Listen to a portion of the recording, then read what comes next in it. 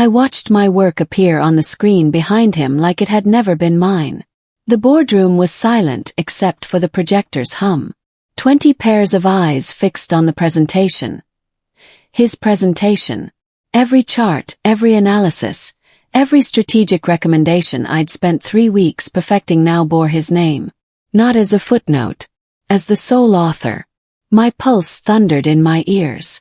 Tom, my director, stood at the head of the table explaining my findings like he'd discovered them himself. His voice was confident, comfortable. The voice of a man who'd done this before. I sat frozen, hands pressed under the table so hard my nails dug into my palms. Every instinct screamed at me to stand up, to object, to reclaim what was mine. But I didn't. I stayed silent. Tom finished to applause. He made eye contact with me just for a second and smiled. A knowing smile that said, "I own this." "Own you." Smiled back. That's when everything changed. The conference room emptied quickly. People filed out talking about the strategy, praising Tom's vision. No one mentioned me, except Tom. He lingered by my chair, leaning against the table. "You handled that well," he said casually. "Shows maturity." He thought I'd given up. He thought my silence meant acceptance. I nodded politely and thanked him, and I watched his shoulders relax. He actually believed I'd internalized my place. Below him, invisible, grateful for crumbs. He patted my shoulder like I was a dog who'd learned to heel. Later, back at my desk, I noticed the pattern. My coworkers avoided eye contact. They'd seen what happened. They'd seen me say nothing. In their minds, I'd lost. Only Priya approached me with coffee. "That was messed up," she whispered. "I saw you write that analysis." Her pity confirmed what I already knew. Everyone had noticed. Everyone knew. That night I made a decision. I wouldn't fight Tom with anger or confrontation. Instead, I would be patient. I would document everything. When the moment came, I wouldn't just expose him. I'd make him expose himself. The game had only just begun. I needed this job too much to lose it on a moment of anger. 2 years ago, my family's world fell apart. My parents' business collapsed. Investments vanished. Savings were gone in months. I watched them age 5 years in that single season. That's when I got this position at Hartwell Analytics. The pay was decent but not life-changing. But it was stable. It was a lifeline that kept my family from drowning. My parents lived in a smaller apartment now because of my paychecks. My younger sister's college fund was bolstered by my contributions, which meant I couldn't afford to explode. I couldn't afford to give Tom any reason to fire me for being difficult. So I made myself a promise.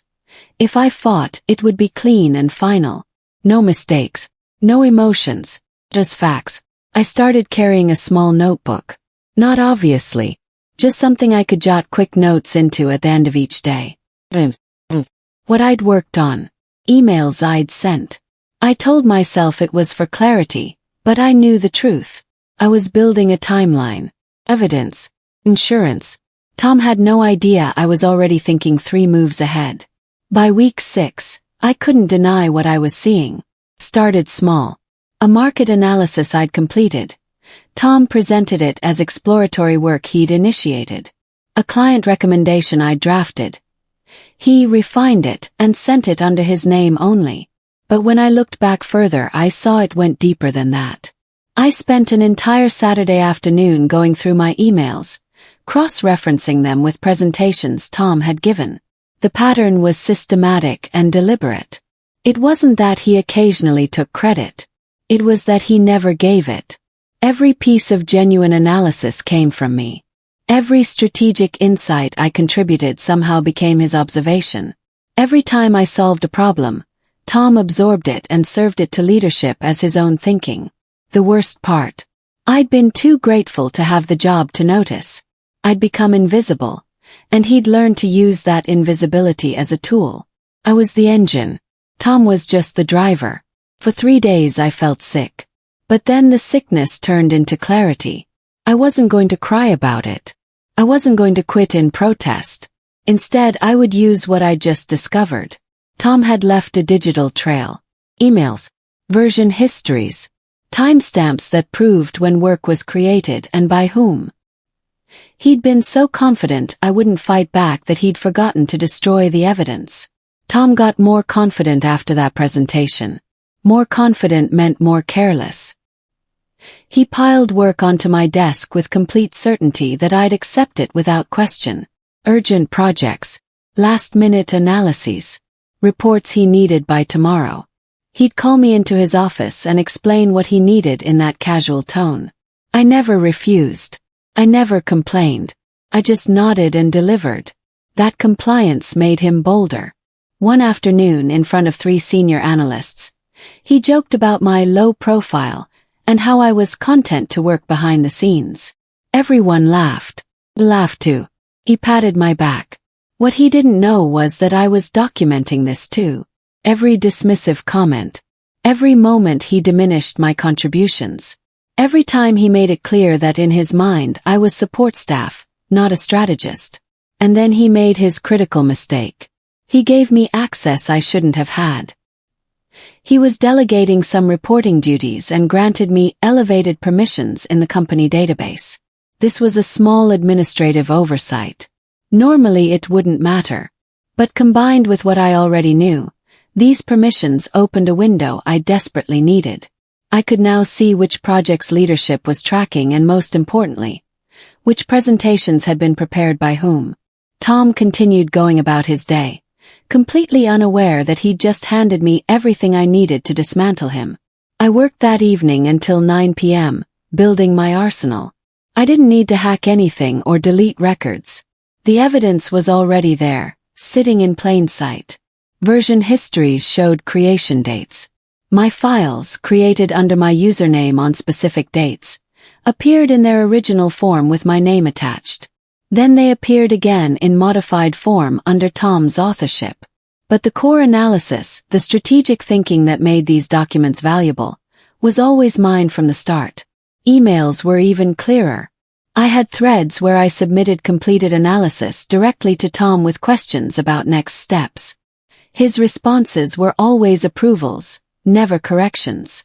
Then a few days later, the same findings would appear in a client presentation with his name as primary author and mine nowhere visible. It was all there, undeniable, traceable.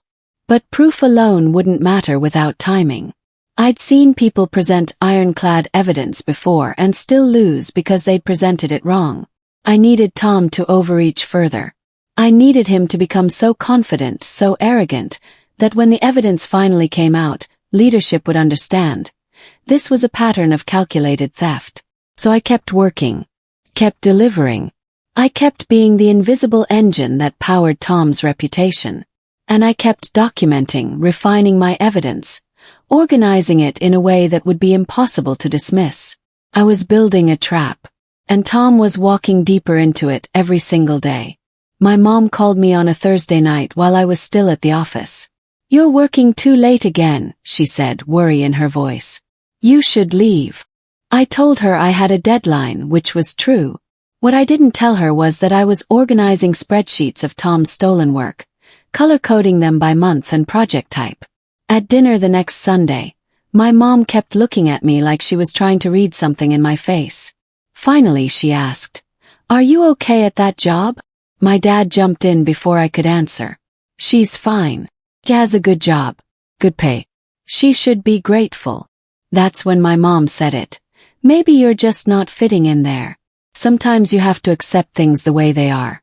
Be grateful for what you have." I stared at my plate. She didn't know about the presentation. I hadn't told her because I didn't want to worry her.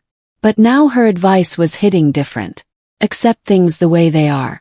Be grateful. Don't make waves. Don't risk your stability. For a moment, I almost believed her. Then I thought about Tom's knowing smile. And I decided right there that no, I wasn't going to accept things the way they were. But my mom was right about one thing.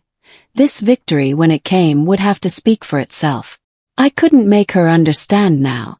This wasn't a fight I could get family support on. This was something I had to win alone. 6 weeks into my documentation it happened. Tom called an all-hands meeting. When we gathered, he had that same energy from the first betrayal. Confident, pleased with himself. "I want to announce a promotion," he began, and my stomach clenched. "Nathan has shown exceptional commitment. We're elevating him to senior analyst, effective immediately." Nathan was the colleague who sat across from me. Decent guy. He'd been getting credit for some of my work too, though he never asked for it. The room applauded. I clapped too, but I clapped last. My jaw tightened so hard I thought my teeth might crack.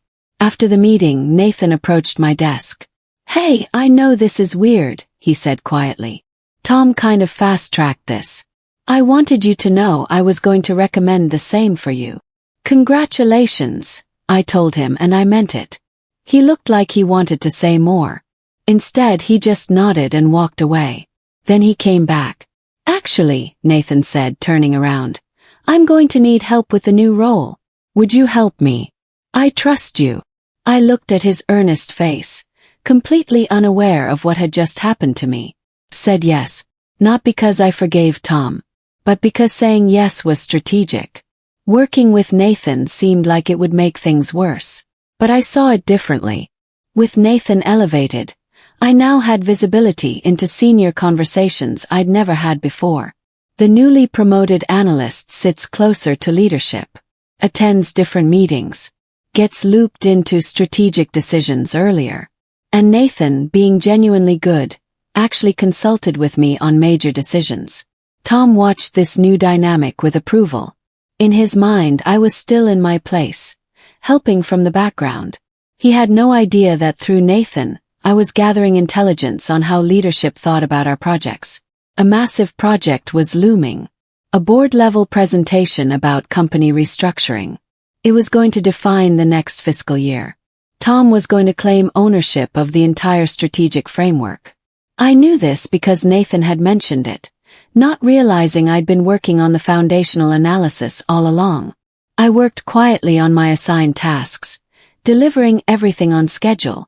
I was being so helpful, so competent, so invisible. Tom started giving me more complex work, more critical analysis, more foundational research. He was using me more, which meant I was creating more evidence of my own contributions. By the time the board presentation was 3 weeks away, I had 6 months of documentation, 6 months of stolen work, 6 months of careful evidence that Tom couldn't explain away. I was ready. I just needed one more moment to execute this perfectly. The presentation was scheduled for a Tuesday in the spring. Executive leadership, the board of directors, major stakeholders. Tom presented his vision for market repositioning. The core strategy was mine. Every major point of analysis came from my research. Every chart and metric was something I developed. He just packaged it and written his name on the cover. As he spoke, I felt this strange calm settle over me. Tom claimed ownership publicly in a way that was actually impressive in its audacity. He talked about my analysis and my insights. He even directly said, "I've identified 3 critical market gaps that we can exploit." And I watched the board members take notes, impressed with his thinking. I sat in the back of the room and I smiled. Because Tom had just made the situation crystal clear in front of everyone who mattered. There was no ambiguity now. No way to claim this was a misunderstanding about authorship. He'd been explicit. That choice was going to destroy him. After the presentation, leadership shook his hand. The board members asked him clarifying questions that he fumbled because I was the one who actually understood the analysis. But he talked his way through it with enough confidence that they seemed satisfied. Then something shifted. A senior board member, Ms. Chen, turned to me and made eye contact, just for a second, but it was knowing. That's when I knew it was time to move. 3 days later, Tom called an internal meeting to discuss implementation. He'd brought together his core team, me, Nathan, and 2 other analysts. He started walking through how we'd execute the strategy he'd developed, but he needed details.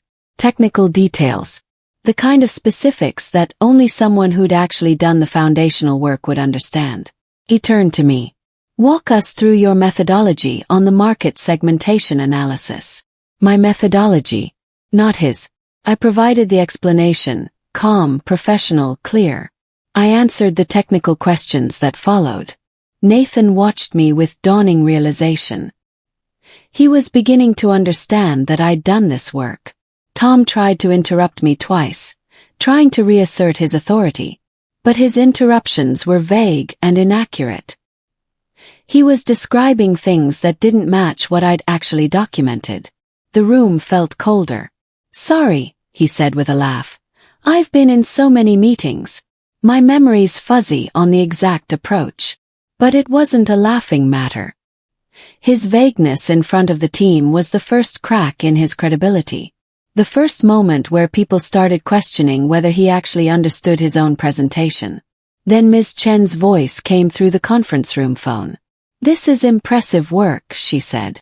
I'd like to speak with the analyst who conducted the foundational research directly. Tom smiled and said, Of course. I'll coordinate. But we both knew what had just happened. The board wanted to talk to me, not to him. The game was reaching its endgame. Ms. Chen requested a separate call with me the next day. I prepared meticulously. I pulled together all of my documentation, not to attack Tom, but to answer her questions thoroughly. I created a presentation that showed the entire research process from start to finish. Not blaming anyone, just showing the facts. When we got on the call, I was calm, professional. I explained the methodological approach, the reasoning behind each choice, the data sources I'd used. She asked detailed questions, the kind only someone truly invested in understanding the work would ask. I answered every single one completely and accurately.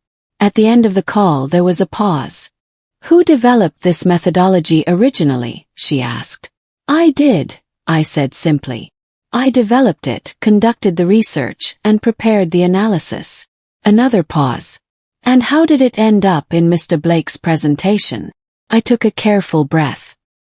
He requested I complete the research for the project. I provided it to him for review 3 weeks before the board presentation. He then incorporated it into his presentation, which was his prerogative as a director. I wasn't accusing him. I was just stating facts. Letting the facts speak while staying completely professional. That was the key. Before the call ended, Ms. Chen said something that made my heart rate spike. I'm going to request detailed documentation from your systems. Everything related to this project. Can you coordinate that? Of course, I said. When I hung up, I realized Tom was already panicking. He didn't know exactly what Ms. Chen was asking for, but he knew it wasn't good. The documentation I'd been building for 6 months was about to speak louder than his words ever could. Tom called me into his office that afternoon. He closed the door, something he rarely did, and his usual confidence had been replaced with something sharp and nervous. I heard you got a call from Ms. Chen, he said, his voice different now. Urshus. Yes, she wanted details about the research methodology. And what did you tell her? The truth, I said calmly. I explained the approach I used and answered her questions. He stood up and walked to the window, his jaw working. Then he turned back to me. Here's the thing. The documentation for that project, it's not as clear as it could be. There's overlap in authorship. If HR gets involved, it could get messy for both of us. I'm suggesting we clean that up. Simplify the records. He wanted me to alter the records. To destroy the evidence. I felt something cold settle in my chest. I can't do that, I said quietly. That would be misrepresenting the project timeline. You can. You have access. You could. I'm not going to, I interrupted him, and for the first time my voice carried an edge. I documented my work because it's professional practice. I'm not changing that. He stared at me, and I watched him realize. I wasn't going to help him. I was going to let the truth stand exactly as it was. This is a mistake, he said softly. What he didn't realize was that I'd already sent him an email, documented in my records, time-stamped, a few hours earlier explaining that HR had requested project documentation. It was a simple informational email. Perfectly professional. But it created a record that I'd informed him of the investigation before he'd asked me to alter anything. He just asked me to destroy evidence on tape in his office, with no witnesses. I stood up calmly and walked to the door. "I should get back to work," I said. As I left, I felt him staring at my back, finally understanding that he'd miscalculated me completely. The official inquiry came through 2 days later. A woman from HR named Lauren contacted me with a request for project documentation. She was polite, professional, and completely neutral. Not accusatory. Just asking for standard files that should exist anyway. I provided everything. Organized, time-stamped, cross-referenced. Emails showing when I'd submitted work. Version histories proving authorship. All of it arranged clearly and easily. Lauren called me in for a formal meeting. I sat across from her in a small neutral office. She had a file in front of her with my name on the cover. "I'm going to ask you some questions about your work on the board presentation project," she said. "I want you to be completely honest. This is just a clarification process." He nodded. She walked me through the timeline. When had I started? When had I submitted it? Who had reviewed it? Every question I answered with complete accuracy. Then she asked, "Did you feel that your contributions were properly attributed?" This was the moment. This was where I could either tell the truth or protect Tom. "No," I said simply. "My work was presented as Mr. Blake's work. While I understood that as director he would present the findings, I was not credited as the researcher or analyst." Lauren's pen made a note. "Has this happened before?" she asked. "Multiple times," I said. "Over the past 6 months, I've noticed a pattern where my analysis is incorporated into presentations, but my name doesn't appear as the source." She looked up from her notes. "Do you have examples?" "Yes," I said. "I documented several instances. I can provide them." At the end of the meeting, she said, "We're going to need a summary, timeline of your contributions to this specific project, and any other projects where you feel your work was misattributed." I stood up, nodded, and walked out. The trap was closing. I spent that evening creating the most detailed document I'd ever assembled. A 15-page summary with exact dates of every piece of work I'd submitted. Email timestamps showing Tom's approvals. Version histories showing my authorship. A chronological list of presentations where my work appeared under different authorship. But here's what made it devastating. I didn't frame it as an accusation. I framed it as a factual timeline. Just the truth laid out plainly. I submitted it to Lauren with one critical difference. I didn't CC Tom. For the first time, I excluded him from the conversation. He knew nothing about this document. He didn't get to see it before leadership did. He didn't get to prepare a response or create counter-narrative. The document went straight to Lauren, and Lauren sent it directly to Ms. Chan and the executive team.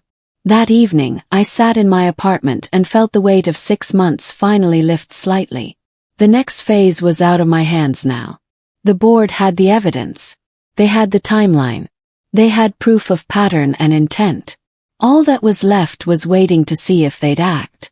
Tom panicked, which meant he made a mistake. Instead of waiting, instead of letting the process work, he went public.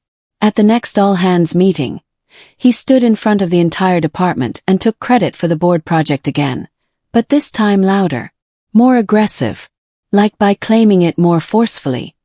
He could make the investigation go away. "I want to acknowledge the incredible team effort on the restructuring presentation," he began. "But I want to be clear about something. The strategic vision for that project came from me. The market analysis, the competitive positioning, the growth strategy, that was my thinking." The room was quiet, uncomfortably quiet. He kept going, which was his mistake. "I developed that framework and I led that research. There are always team members who contribute to broader projects. But leadership comes from individuals with vision. I'm proud of the vision I provided to this company, and I'm proud that the board recognized that vision." I sat in the middle of the room and felt people's eyes flick toward me. They knew. Half the department knew. They'd watched me do this work. What they didn't know was that 3 senior executives were in the back of the room, watching, listening, taking notes. Tom finally sat down and someone asked a technical question about implementation. He fumbled the answer badly. He tried to redirect to Nathan, who looked deeply uncomfortable being put on the spot for details about work he'd never done. The silence after he finished felt heavy. An executive in the back, Mr. Harrison from operations, made eye contact with me. Just briefly. But I saw it. Tom saw it too. I watched the realization dawn on his face that he'd just made things worse. That his aggressive public claim of credit, made directly in front of leadership, was now being compared against the timeline Lauren had shared. His confidence crumbled. After the all-hands meeting, I was pulled into an office I'd never been in before. The chief operations officer wanted to see me. His name was Mr. Harrison, and he was exactly what I'd hoped for. Thorough, intelligent, and not interested in drama. He had the documentation in front of him. "I want to hear this directly from you," he said. "Tell me what happened with this project." I did. Clearly. With visuals and receipts, screenshots of emails, version histories, the timeline I'd created. No blame. Just facts. He listened without interrupting. When I finished, he asked, "Why didn't you raise this earlier?" "Because I needed to be certain of the facts before I said anything publicly," I said honestly. He nodded. "Thank you for your patience with this process," he said. "And for documenting everything properly." As I was leaving, he said, "Don't come to work tomorrow. Take a personal day. There's going to be some internal movement, and I want the situation settled before you're back in the office." I nodded and left. Walking back to my desk, I passed Tom's office. He was on the phone and his face was white. He knew it was coming for him. I packed my things and left early. For the first time since this all started, I felt something like relief. I didn't go to the office the next day. Instead, I got text messages from Priya and Nathan throughout the morning. Things were happening. Things were being questioned. A former colleague called me around noon. "There's an investigation happening," she said quietly. "They're pulling records from every project Tom's been on for the past 2 years." Questions were piling up. Questions Tom couldn't answer. How much of the market research was actually his work? Which projects had he led personally versus which ones had been delegated? Could he demonstrate the methodological thinking behind the analyses? He couldn't, because he'd never done that work. He was smart enough to understand analysis and present it well. But he wasn't a researcher. He'd built his entire career on presenting other people's work as his own. When inconsistencies started surfacing across multiple projects, it became clear this wasn't a one-time mistake. This was a pattern. By that afternoon, I had 4 more calls. Tom was being asked to provide documentation of work he claimed to have done. He was being questioned about projects I'd also worked on, where my contributions weren't documented properly. The company was unwinding 2 years of stolen credit in real time. And I wasn't even there to see it. Tom called my personal phone on the 3rd day. His voice was different, desperate, pleading. "We should talk," he said. "I want to explain my side of things." We met at a quiet coffee shop far from the office. He looked diminished. "Mueller." He kept apologizing, but the apologies were wrapped in justifications. It was just how teams work, and you could have said something earlier. I listened without interrupting. "I think this is being blown out of proportion," he said finally. "People take credit. It's not personal." "It is personal," I said quietly. "You took my work and used it to advance your career while I stayed invisible. You could have. You asked me to destroy evidence. In your office. I have an email documenting that I informed HR of the investigation before you made that request." His face went pale. "What do you want?" he asked finally. "I want my work credited. And I want you to understand what you did." I stood up to leave. "That's it?" he asked. "That's it," I said. His power over me was gone. HR sent the formal notification on a Friday afternoon. The investigation had concluded.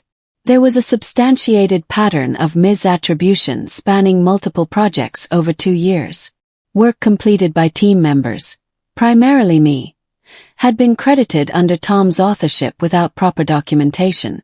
No shouting, no drama, just a calm, professional statement of fact. Tom was being removed from his director position. He was being placed on a performance improvement plan. There would be a review of his continued employment. The decision was final. Tom packed his desk on a Monday morning. He didn't leave a farewell email. He didn't make a speech to the team. He just quietly packed his things into a cardboard box and left. His reputation didn't implode with drama and spectacle. It dissolved quietly, without ceremony. People stopped mentioning his name. The projects he'd claimed started being properly attributed to their actual creators. He simply ceased to exist in the company narrative. 3 weeks after Tom's departure, I was called into the executive office. Mr. Harrison was waiting. "We're creating a new position. Senior Strategic Analyst," he said.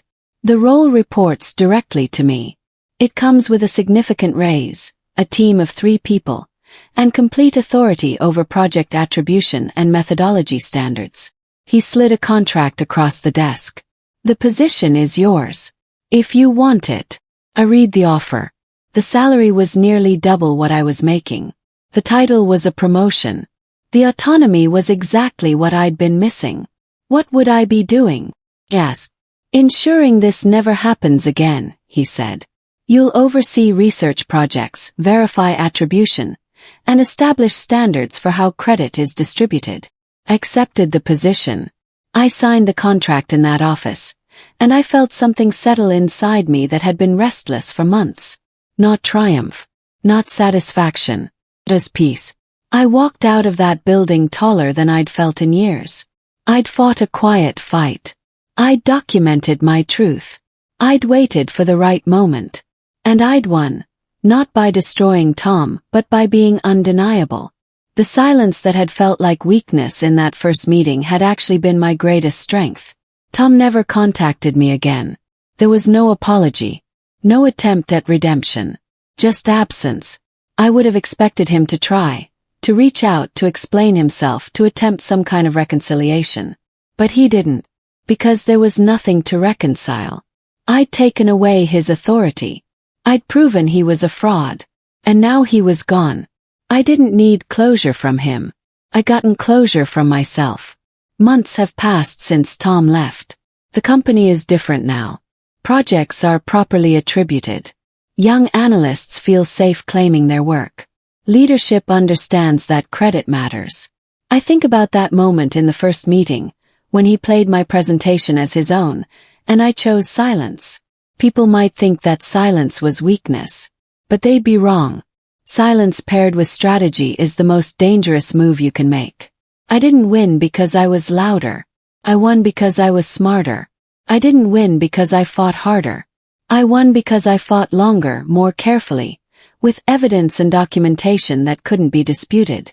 The lesson I learned, the lesson I carry into everything I do now, is this: never confuse quiet with powerless. Some people mistake calm for defeat, until results speak. And results, spoken quietly and supported by truth, are louder than anything you could ever scream.